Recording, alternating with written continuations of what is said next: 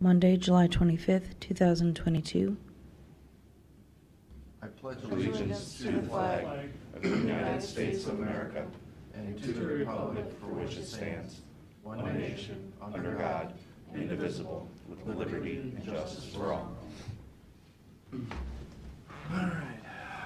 Ken, you're up. Okay, we're here to hold the second hearing of the revisions for the stormwater regulations. Anybody here that have any questions or attending for that specific reason? I thought what we should do, Ken. Wait a minute, I haven't called on execs yet. On what? Okay, you're up. Do you want to, for the record, just go through what the changes are? That'd be too extensive for the record. I don't think too much. It's Do you have them there? No, I didn't bring a red line copy with me. You did or you didn't? It should be attached to the resolution. Is it up there, floodplain? I just like to read it in. There's not that many things changed, is there? Quite a bit, it's, I'm out of order. and a lot of it, there was a lot of stuff that we took out of it also. I did see it. It's probably that. Is one it of on the big red stacks. line though? It would not be, the deletions would not be in. We took out one whole chapter, I believe, or a lot of the drawings, examples and stuff were taken out because the, everything refers to the rainwater land development manual. So they can get their examples in there now. They don't have, we don't have to write it, put everything down within the manual. Yeah, it's just all in red. There it is. Yeah. There's a few up front, but mostly.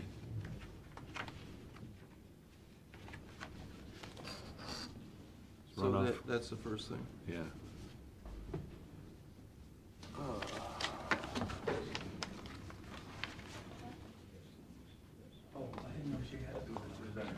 There's a couple here.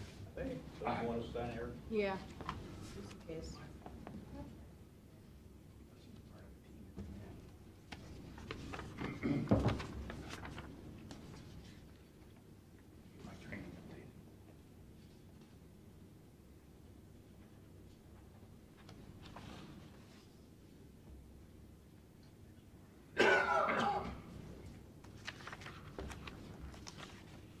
And I think the biggest thing within those, within the regs that we had to update for was to comply with the new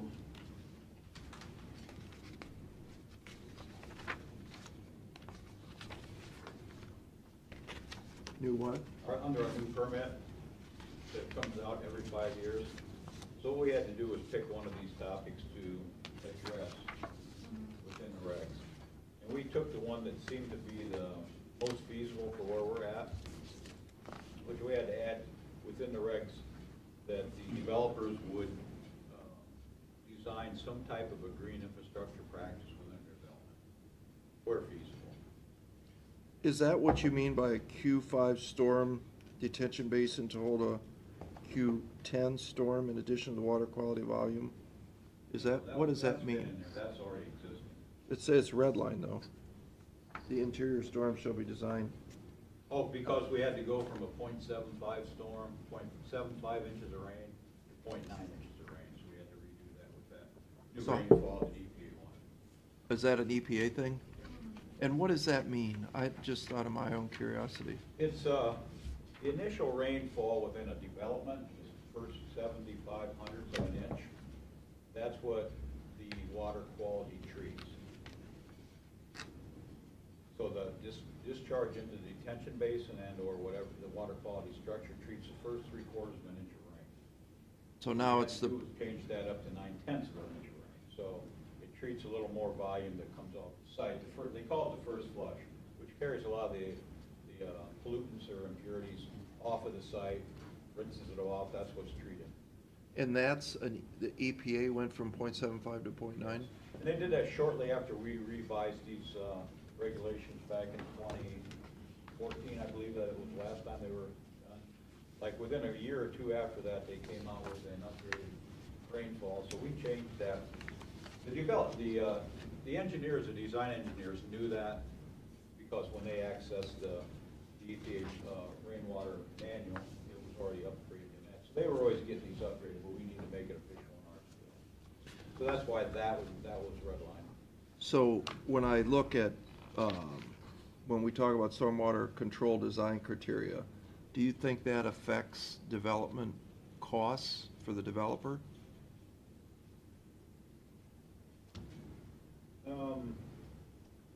Well, the water quality basin has to be something a little larger to carry that extra 1,500 of an inch of rain, so it may impact them somewhat on that, yeah. Does it affect the piping size or anything? No. Could. Depends how big the acreage is, I suppose. Yeah, that's already sized by the total acres. Okay. This rainfall within it doesn't change that, Okay. for the water quality runoff. And so you're saying, you know, as it goes on, page 19, 18 and 19, and it goes on to talk about illicit discharge and water quality volume, all this that's redlined, because there's quite a bit, that's EPA stuff? Because I don't know what any of this means. Specifically, the portion on illicit discharge, that one, we took out the previous chapter and put that one in. That is based off of a model that is provided through the Great Lakes, Western Great Lakes Basin Collaborative. Basically, it's a government-funded resource for other government entities. So they drew up a model that addressed everything the EPA would like to have included in there, and then they provide it to the community, and we tailor it to our needs. So essentially, if there's a complaint within the county, we would go out and investigate it and then determine whether it's a stormwater issue or if it's something bacteria related, we would refer it to the health department. And so that's essentially just giving us the authority to go on site and inspect when we get a complaint.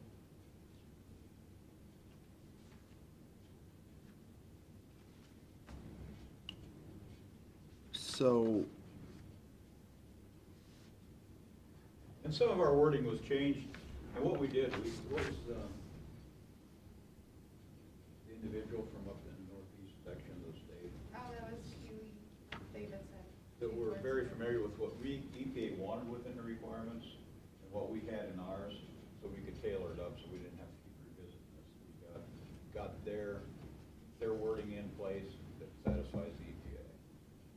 I always get concerned when the government wants to try and help us. Well, we're trying You know, to help that's usually- ourselves. huh? Just stay out from under that. We're trying to help ourselves, and we're responsible for it. They're putting us, we're the whipping boys down here, you know, so they beat us up if stuff's not right. Instead of them getting beat up, we get beat up. Is this on tape? Did you guys tape this way?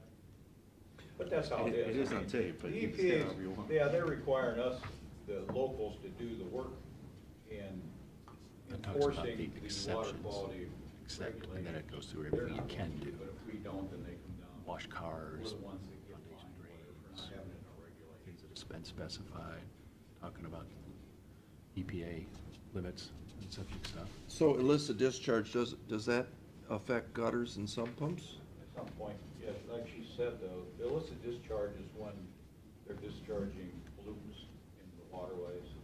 That's the illicit discharge, like connections out of, let's say, the Ford plant.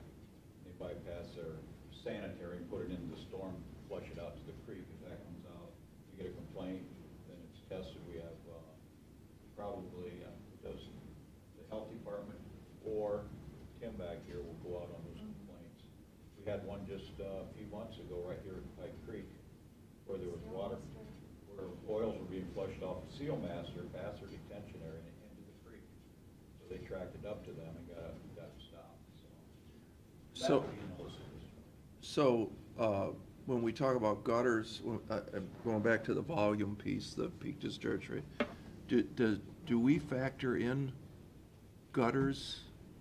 I don't know what our policy here You at saying Erie gutters County. like off of houses? Yeah, do we factor that into our calculation? Yeah, they call it the runoff coefficient, but within let's say within the area, this rug, the tabletops would be figured at a high runoff, like a 0.9.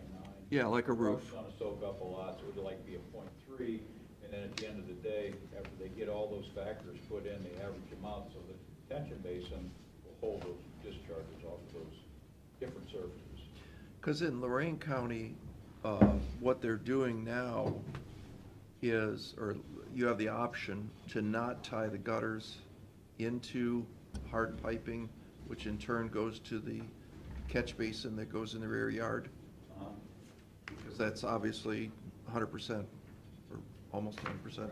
What they're doing now is saying, no, we'd rather you put the downspout not into a pipe, not into the detention, and let it filter through the grass. Are we doing that here? There are places where I do, not necessarily in the subdivision where it's designed for that, because, to me, because of the, I don't like to see the water discharge down along the foundation again, or close to the house, if we can help it. But there are situations along, especially like along our county roads where our storm sewers aren't designed for that, that I require them to dump it out on the ground rather than give them a tap into the storm sewer. We'll take a hardship area that maybe is trapped by the sidewalk, between the sidewalk and the building or something that would cause flooding within the site, and take that out. But for the most part, away from subdivisions, we'd rather have them dump it on the ground. Is that in this document? Is there No. something right? I don't think we have anything on, so if you're in a subdivision that's designed for that, you know, they'll put your downspouts into the detention basin. But what if the developer doesn't want to? In other words, he doesn't want to build all this piping. We're trying to make this so that it's easier for people to Piping's gonna be develop. there, as you know, each house has to have an outlet for their discharge. For the sump pump? For footer tile, sump pump. Well, footer tile, that's, no, that does, you don't say footer tile because footer tiles are lower. Well, So- footer tile's lower and it's put in sump pump. But sump pump, yeah. But, So each one has a 6-inch outlet. but let's think about this. If Okay. you didn't have to do gutters and you were only doing sump pumps, your piping size would be considerably smaller because you're not having the volume of water from the hard surface going in.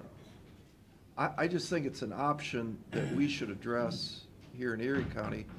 And the reason I say that is that, you know, we want to encourage single-family development in our community, and we want to encourage affordable housing in our community. And the piping cost is getting so expensive, you know, as you know, it's really prohibitive from, you know, people developing lots. So we're trying to come up with ways not to increase cost for the developer. We're trying to make it lower to encourage development. We had so many problems in these older subdivisions with that very issue, where they didn't have access to an outlet for their sumps and or their downspouts. Agreed. Everything trapped in the backyards, people were miserable, the subdivisions were horrible. I mean, they were trying to trench it out to the roads. We had creeping icebergs in the wintertime from the flows coming from the backyard, so. I'm not saying on the sump pumps, but I'm saying on the gutters, because that, They were also a contributor, they trapped in the backyards. They didn't have any place to go.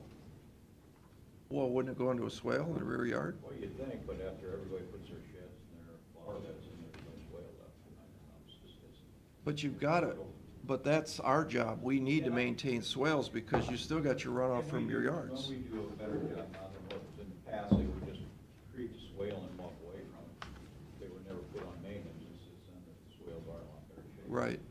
But again, that overall average they put within the development with the hard surfaces and the yards and the pervious and impervious areas, I don't think you would see that much of a, if any, reduction in the storms would have to carry that amount of water out of it. Because they have to be built for worst case. But is it in here that I have to tie my gutters in or No. not? You do not have to, So does it say that in here? So if a developer comes in, he wants to build lots. okay? And he says, I don't want to design my storm sewer system with 12-inch pipe. I want to design it with a 6-inch pipe to save money.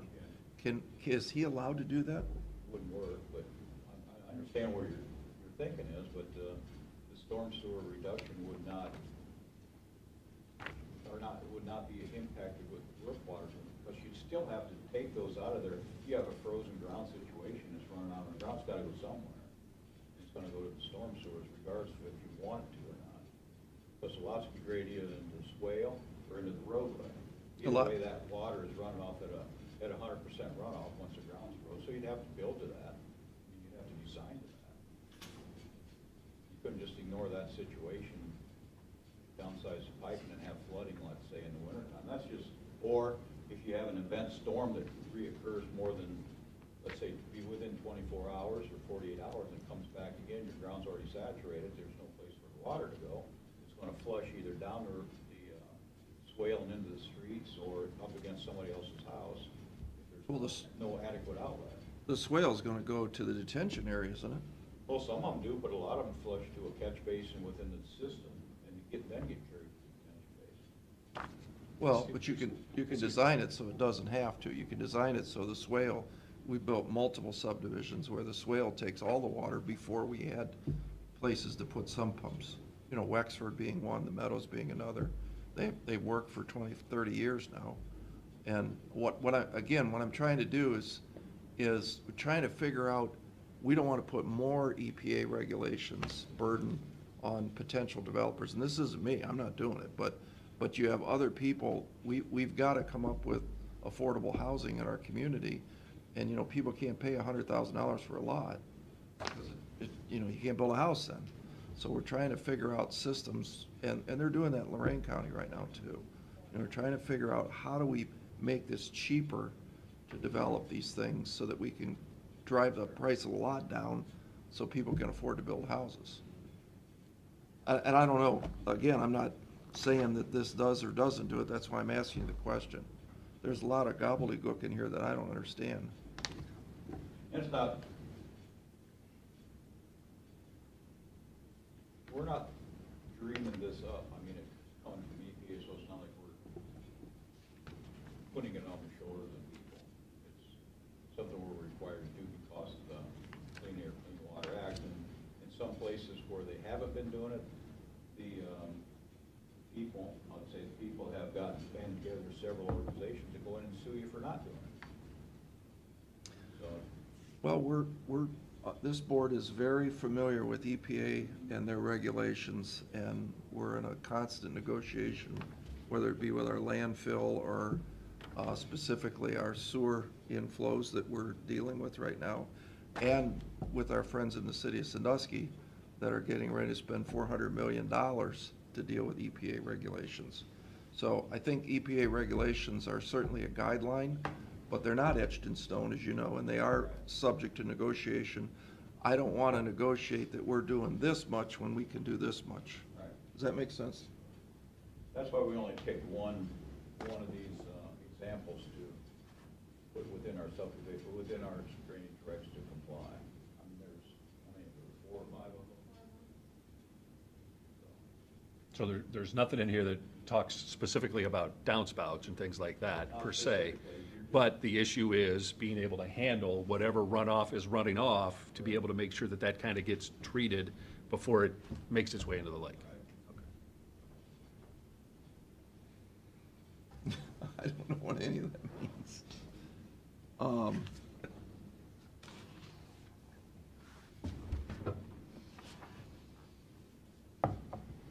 So what's your pleasure, guys?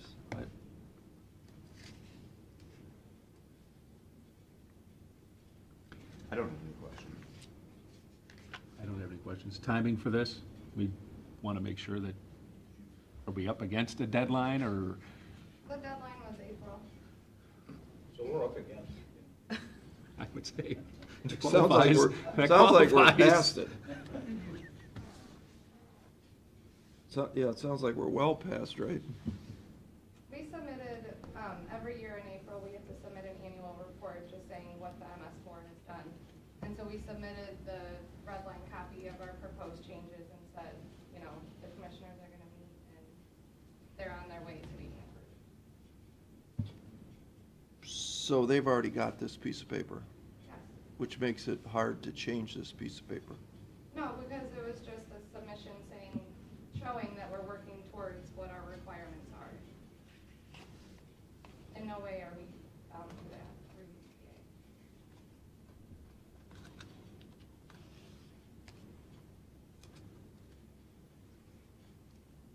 Well, Ken, you're the expert here. And we gotta go. Well, your choice would be to keep the old regulations in place or adopt these new ones with the new wording and that one for green infrastructure within the developments.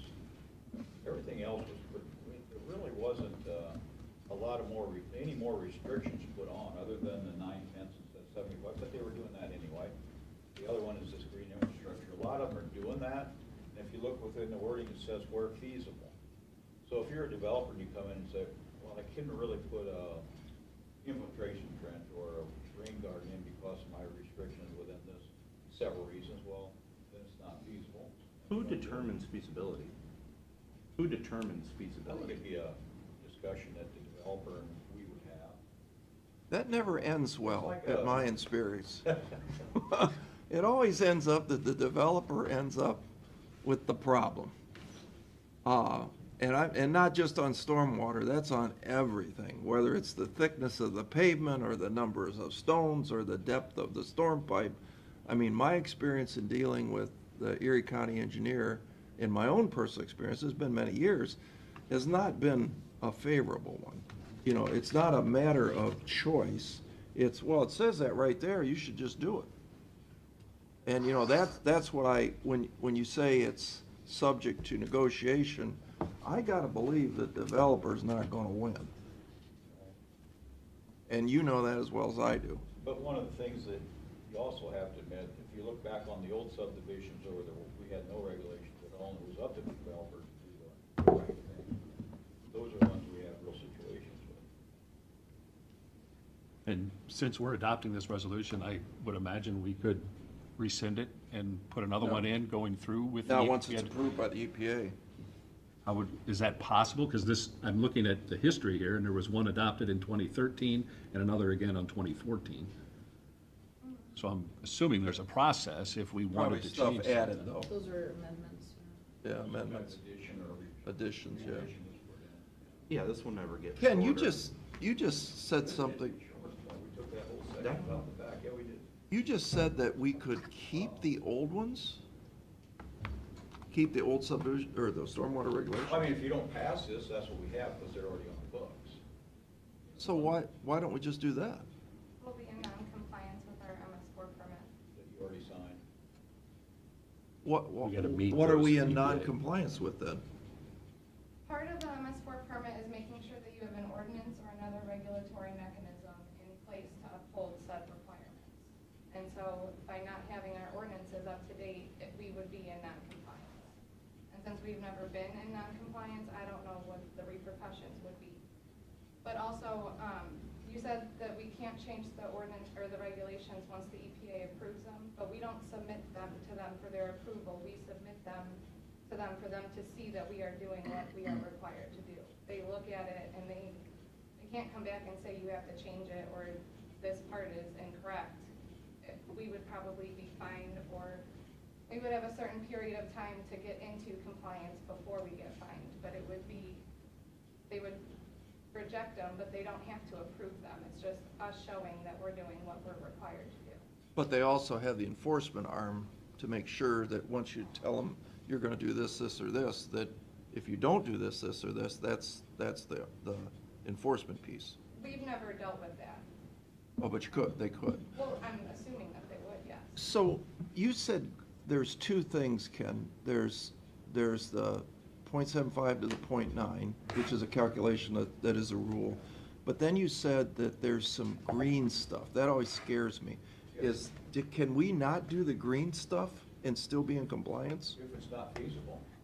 Well, I think what Matt's question The wording is, needs to be in the regs. it has to be in the regs? Wording has, we had 4 categories to pick from, Okay, and Val and myself decided this would be the least restrictive of the 4 that we could put in there to protect our developers. but if we said that we don't want to do it, what happens? And we're not in compliance, just like Valerie just said, we're not in compliance, and then they come down and audit the system and levy fines if that's the case. I would assume so. I've never been. That's what I assume. We try to do it right so we don't get audited. Nobody likes to go through an audit. But the problem that I've heard about in various parts of the state, Columbus specifically, is that they're almost getting to the point of treating the stormwater to satisfy the green requirements. And, you know, that's a huge cost. I mean, monster cost. And does this open the door for that? No. Does it list what green procedures or? Our regulations don't, but the construction general permit that is also released by the EPA has a table that shows you what all the infiltration practices are. And then, they have some that aren't necessarily included in there, but if you can prove that it could work to your site, then you can use. Is there an appeal? If you say, I say this is unfeasible, you say it's feasible. Is there an appeal for the developer, or are you the final arbiter in that situation? Well, we do the plan reviews, and so I think at the end of the day, we would have final approval. But really, we're not trying to stop any type of construction. We're not trying to bar it. We try to work with our developers as much as we can. No, I understand, and we're always worried about the next person. Yeah. Right, you build the regulation, you have great people in place now, and then the next person comes in, they're a zealot, and they stop development in this community because they're saying you haven't put enough impervious pavement or whatever the quote-unquote green desires of the day are. Well, you gotta remember, Ken, there hasn't been a new subdivision, public road built, what did Tim tell us, in 12 years in Erie County? That's scary. I mean, that's not good. And the reason, and I've talked to multiple developers, nobody wants to build here. Too expensive. And we've gotta try and fix that because, as Joe Roman was just here a couple months ago, we need to get more people into this community, period. And the only way we're gonna do that is to get housing for these people. And, as you know, construction costs are out of control, and I think Lorain County has looked at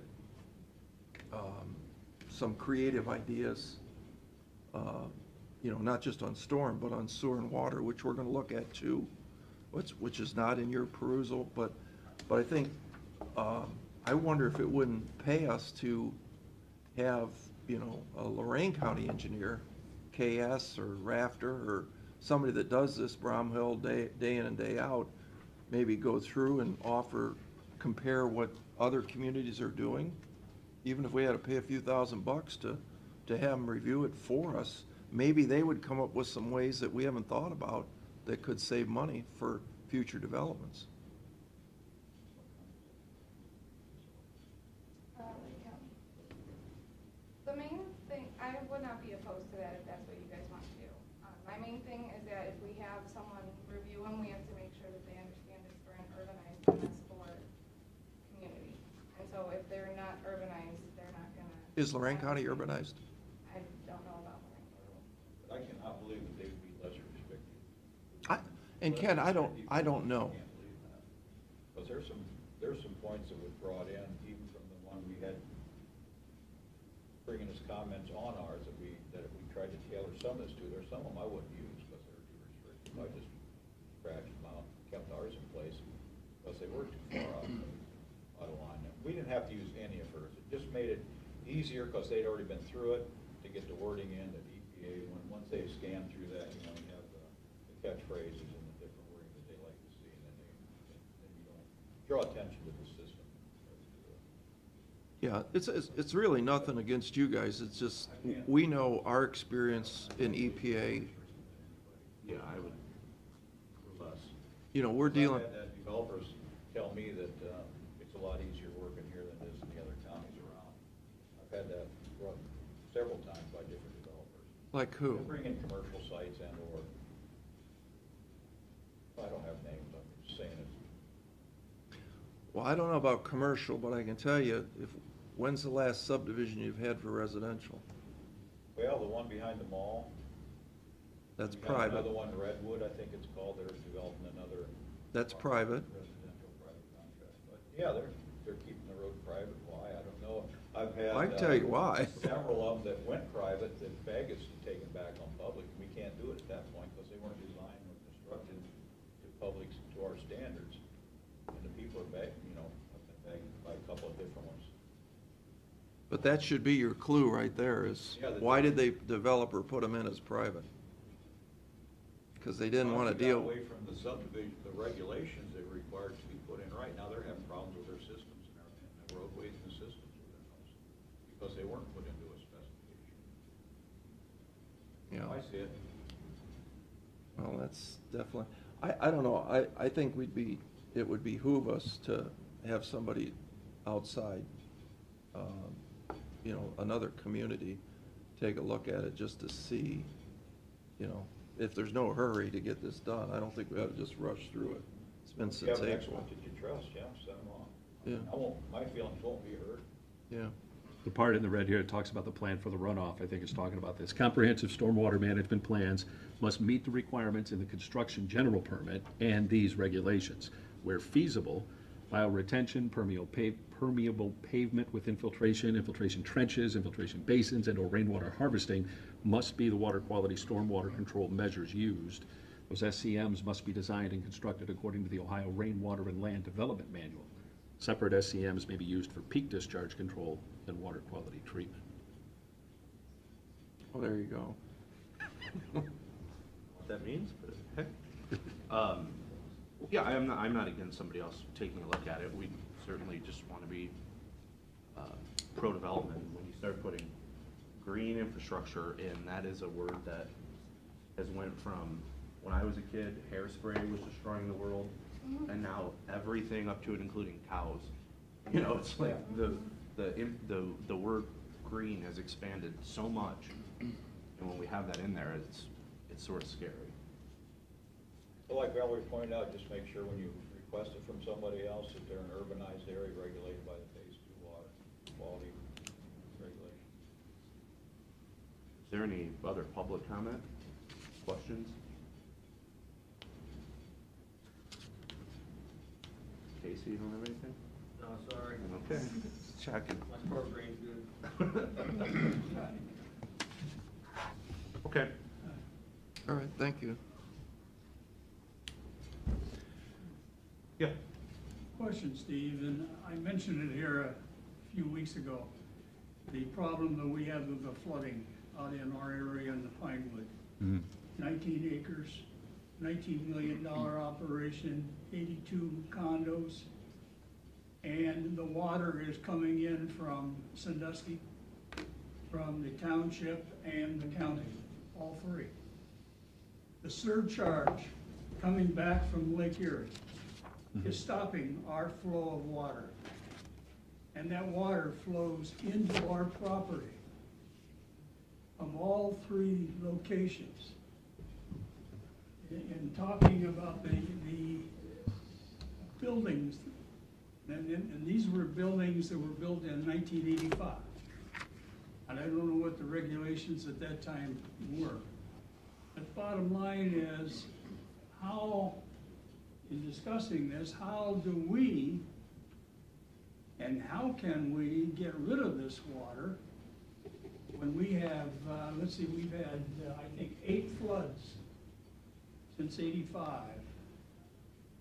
closing down the condos, a minimum of $12,000 to rebuild them to move back in.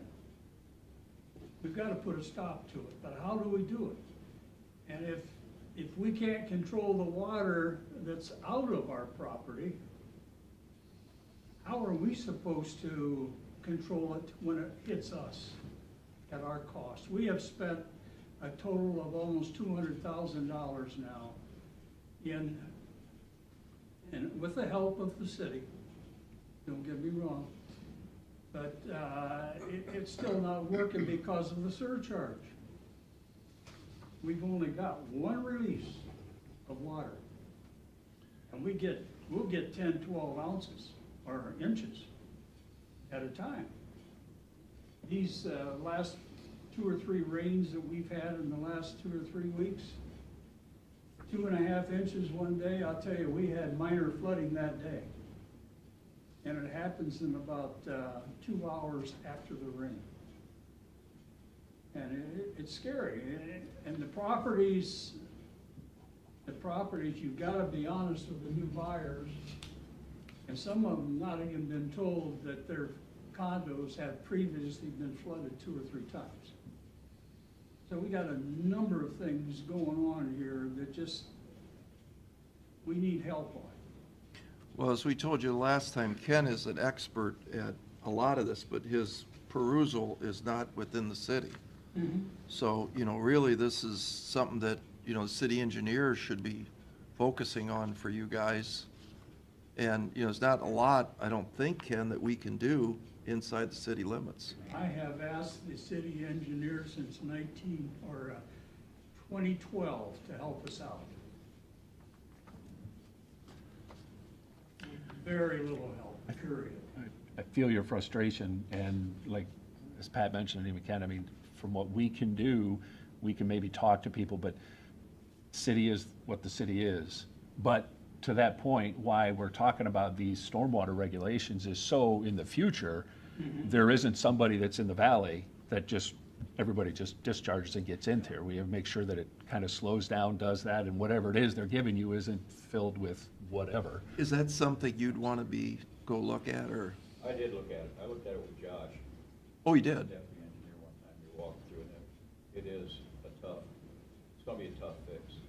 Because of the, Everything's in right now, and then some of the storm sewers that we were able to see were either undersized or not in the right place. And they are taking a lot of discharge from off-site, as you mentioned. From the lake. It doesn't get cut off before it kind of flows through the development. because of the lake coming back? No, I mean the runoff from uplands coming down Coming through. across from the township and whatever. I did not see where the lake comes back, I don't know where their discharge point is for sure. I don't know if I remember that, whether it's a stream or a man-made ditch or whatever they dug for an outlet. But I could see be a similar situation where you'd almost have to, let's say, put a discharge pipe through on the low flows. But when the lake surcharges comes back, has a valve in it, like put on another project. Oh, we did in Close it off, Huron. Close that off and then pump, and put a couple pumps on the inside to pump the water out, so. Like we did in Huron. Remember, Huron Lagoon? I don't know if they ever did that. Yeah, we did it, yeah, it's done. So, That'd be similar, they could put a pipe through, like I said, low flows, and when the lake's down, they can certainly discharge, but the interior system is not good, so. But But- that would be a start, yes, something to start. what, with, yeah. what we did in Huron Lagoon, is it, remember? I think so. Huron Lagoon, there, it's same thing, the down, upstream was flowing into a man-made pond, if you will. And what was happening was it couldn't get out of the lake, because when the waves came in, the water couldn't go out. Can't go out. So what we did is we put like a big, what'd you call it, like a lift station, basically, and we put a pump in it, and what we do is we now pump it up and over into the lake, and it worked. You know, they've never had any flooding since then, and it wasn't inexpensive, it was, what, under $100,000, I We think. got the same situation at White's Landing where we got the big pumps that pump over the dike. Yeah, and that's really what, you know, it worked in their case. What they did is a homeowner association over the Huron came up with the funding, and everybody chipped in, you know, to make it work, but I don't know who the engineer was on that. I made the recommendation, I think, on 3 occasions, I got them documented, asking the city to put in that park, right adjacent to us, a holding pond with exactly what you're saying, until that surcharge stops. As soon as the surcharge stops, the water runs. Yeah, And my golly, sometimes that's 8-10 hours. And it just builds. have your association hired an engineering firm to design this holding pond? It was originally, but the city just has refused to even accept it. And I keep referring personally to the Perkins High School behind the football field and their holding pond. And you've got a park right there right beside us, owned by the city. They could put it in there, and because 1/3 of that money, or 2/3 of that water is their water. So, you just can't get them to, Well, I think what you need to do is I would hire a real engineer to make sure this works and come up with a cost estimate, and then go to the city and say, look, here's what will fix this according to our engineer, and it's gonna cost blank number of dollars, can you help us?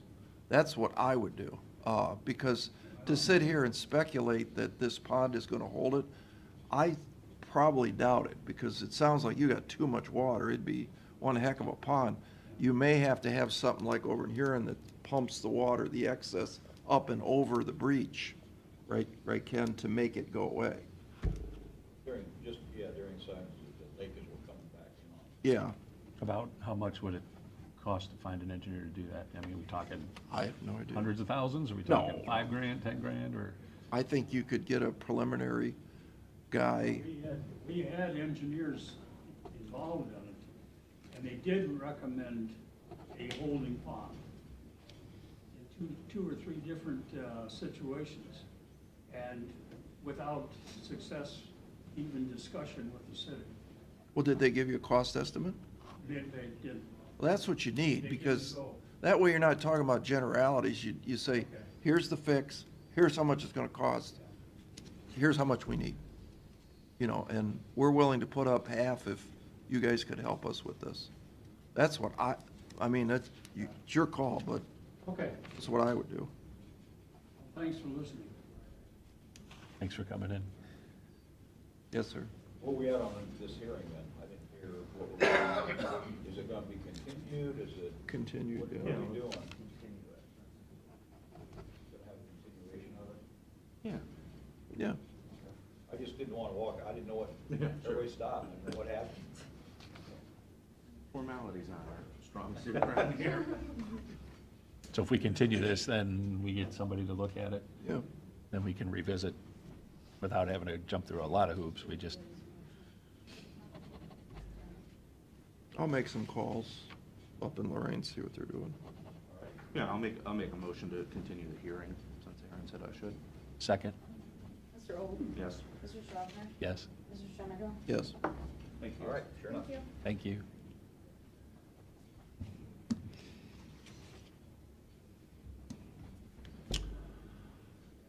Okay, resolutions? Want to do those now, or you want to do these guys, or they've been sitting here?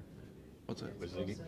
Oh, okay. No, let's do the resolutions and. All right, so I'm be going to done. pull that one out Yes. of the stack. Going order, 269 is that way. All right. Yeah. All right, first, motion to approve the commission meeting minutes from June 29th. Second. Mr. Schaffner? Yes. Mr. Old? Yes. Mr. Sheniger? Yes.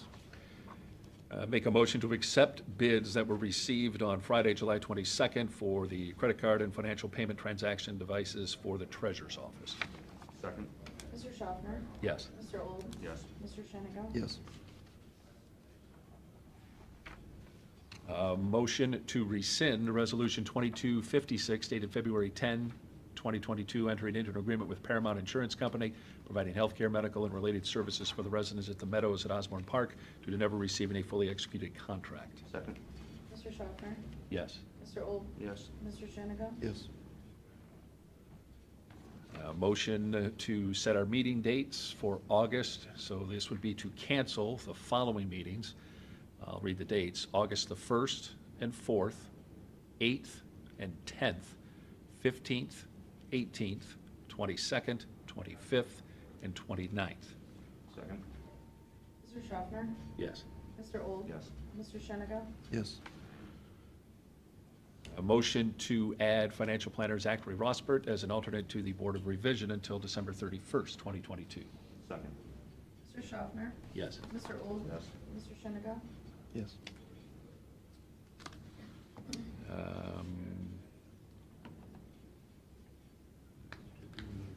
We don't have to have a motion for the salt bids. Approving specifications. Not for bid specs. Okay. All right. Move for adoption resolution of Board of Commissioners for the purpose of adopting revised Erie County floodplain regulations. Second. Mr. Schaffner? Yes. Mr. Old? Yes. Mr. Sheniger? Yes. Move for adoption resolution, Board of Commissioners, for the purpose of confirming the contract between North Point Educational Services Center and the Erie County Sheriff. Second. Mr. Schaffner? Yes. Mr. Old? Yes. Mr. Shenneck? Yes. Move for adoption resolution, Board of Commissioners, for the purpose of entering into an agreement with Paramount Insurance Company. Second. Mr. Schaffner? Yes. Mr. Old? Yes. Mr. Shenneck? Yes. Move for adoption resolution, Board of Commissioners, for the purpose of entering into an agreement with Gherkin Paving. Second. Mr. Schaffner? Yes. Mr. Old? Yes. Mr. Shenneck? Move for adoption resolution, Board of Commissioners, for the purpose of entering into an agreement with Kelly Michael. Second. Mr. Schaffner? Yes. Mr. Old? Yes. Mr. Shenneck? Yes.